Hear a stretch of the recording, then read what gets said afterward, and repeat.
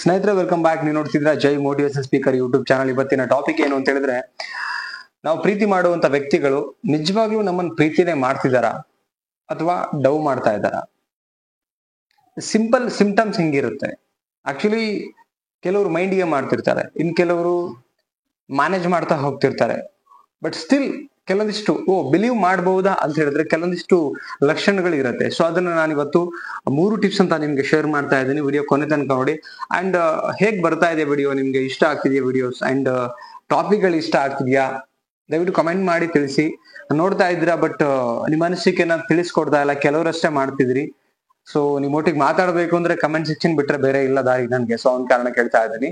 So ದಯವಿಟ್ಟು comment ಮಾಡಿ ತಿಳಿಸಿ ಅಂಡ್ ವಿಡಿಯೋ ಲೈಕ್ ಮಾಡಿ. ಚಾನಲ್ ಹೊಸೂರ್ ಆಗಿದ್ರೆ ಸಬ್ಸ್ಕ್ರೈಬ್ ಮಾಡ್ಕೊಳ್ಳಿ. ಅಂಡ್ ಇದೇ ತರದ್ದು ಸುಮಾರು ವಿಡಿಯೋಗಳು ಸಿಗುತ್ತೆ ಅಂತ ಹೇಳ್ತಾ ಒಂದೊಂದೇ ಪಾಯಿಂಟ್ ನೋಡ್ತಾ ಹೋಗೋಣ. ಫಸ್ಟ್ ಒಂದ್ ಏನಂತ ಹೇಳಿದ್ರೆ, ಕೇರಿಂಗ್ ಇರುತ್ತೆ, ಅದ್ರ ಜೊತೆಗೆ ಏನಿರುತ್ತೆ, ಕೋಪನೂ ಇರುತ್ತೆ.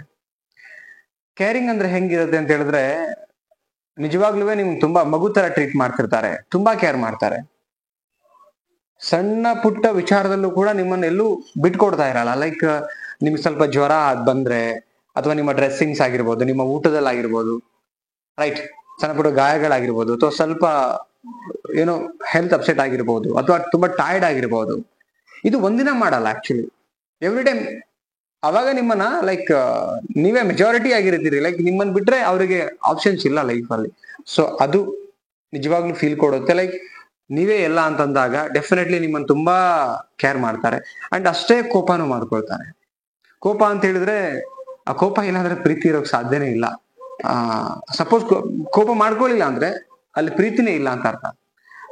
ಕೋಪ ಹುಟ್ಟೋದೇ ಪ್ರೀತಿ ಇದ್ದ ಕಡೆಗೆ. ಆಕ್ಚುಲಿ ಪ್ರೀತಿ ಇರೋರ್ ಮೇಲೆ ಪ್ರೀತಿ ಇದೆ ಅಂದ್ರೆ ರೈಟ್ಸ್ ಇದೆ ಅಂತ ಅರ್ಥ.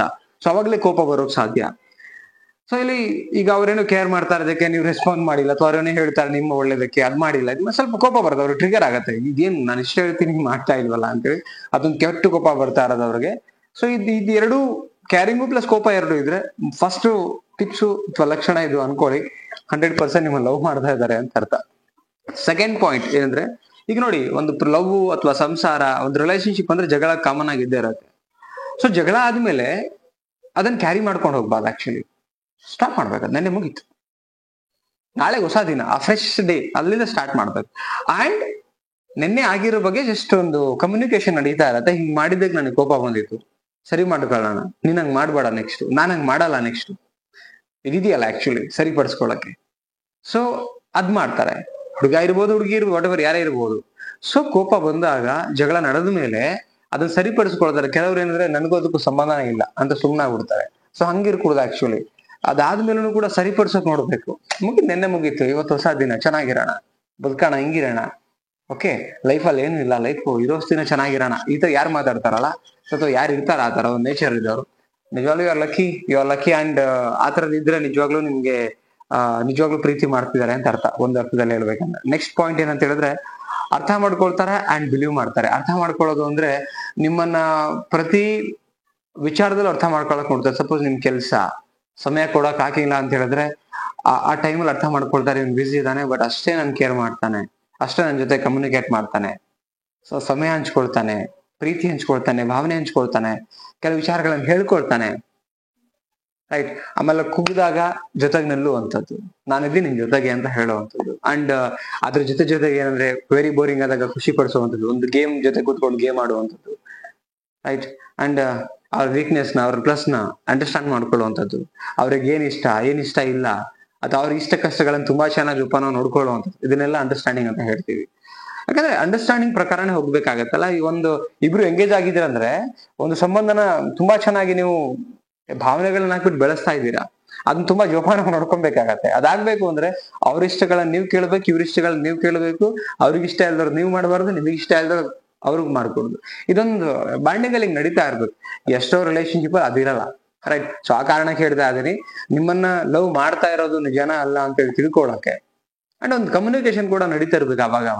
ಸಪೋಸ್ ಅಲ್ಲಿ ನಿಮ್ಗೆ ಪ್ರಾಬ್ಲಮ್ ಕಾಣ್ತಾ ಇತ್ತು, ಅಥವಾ ನಿಮ್ಗೆ ಡೌಟ್ಸ್ ಬಂತು, ಇನ್ಯಾರನ್ನೂ ಕೇಳ್ಬಾರ್ದು. ನಾನು ಕೆಲವ್ರು ನೋಡಿದೀನಿ, ಈಗ ತುಂಬಾ ಲವ್ ಮಾಡ್ತೀನಿ ಅಂತ ಕೆಲವ್ರು ಹೇಳ್ತಾರೆ, ಬಟ್ ಸ್ಟಿಲ್ ಬೇರೆಯವ್ರಿಗೆ ಅವರು ಇವ್ರ ಲವ್ ಸ್ಟೋರಿ ಬಗ್ಗೆ ಇನ್ನೊಬ್ರನ್ನ ಕೇಳ್ತಿರ್ತಾರೆ. ಮಾಡ್ಲೋ ಬೇಡ್ವೋ, ಅವ್ರ ನಿಜಾನ ಸುಳ್ಳ, ಪ್ರೊಫೆಷನಲ್ ಇದ್ದಾಗ ಹೋಗಿ. ಅದರ್ವೈಸ್ ನೀವು ಹಂಗ ಹೋದ್ರೆ ನಿಮಗೆ ಅನ್ಸ್ಬೋದು ಪ್ರೊಫೆಷನಲ್ ಚೆನ್ನಾಗಿ, ಬಟ್ ಇಂಟೆನ್ಷನ್ ಅವ್ರಿಗೆ ಮಾತ್ರ ಗೊತ್ತಲ್ಲ. ನಿಮಗೆ ಗೊತ್ತಿರೋರೆ ನಿಮ್ಗೆ ಉಪೋಳಿ ಖಾರ ಎಲ್ಲ ಹಾಕ್ಬಿಟ್ಟು ನಿಮ್ಮನ್ನ ದೂರ ಮಾಡಕ್ ಟ್ರೈ ಮಾಡೋದು. ಗೊತ್ತಿರೋರ್ ಹತ್ರ ಸಲಹೆ ಕೇಳ್ಬಿಡಿ, ಯಾರೋ ಪ್ರೊಫೆಷನಲ್ ಸೈಕ್ಯಾಟ್ರಿಸ್ಟ್ ಕೌನ್ಸಿಲಿಂಗ್ ಮಾಡೋರ್ ಕಡೆ ಹೋಗಿ, ಅವಾಗ ನಿಮ್ಗೆ ಎಲ್ಲೊಂದ್ ಕಡೆ ಅನ್ಸ್ಬೋದು. ಅದರ್ವೈಸ್ ನೀವು ಯಾರೋ ಬೇರೆ ಕಡೆ ಹೋಗಿ ಗೊತ್ತಿರೋ ಫ್ರೆಂಡ್ಸ್ ಗಳ ಹತ್ರ ಕೇಳಿದ್ರೆ ನಿಮ್ಮನ್ ಆಚೆ ಈಚೆ ಮಾಡಕ್ಕೂ ನೋಡ್ತಿರ್ಬೋದು.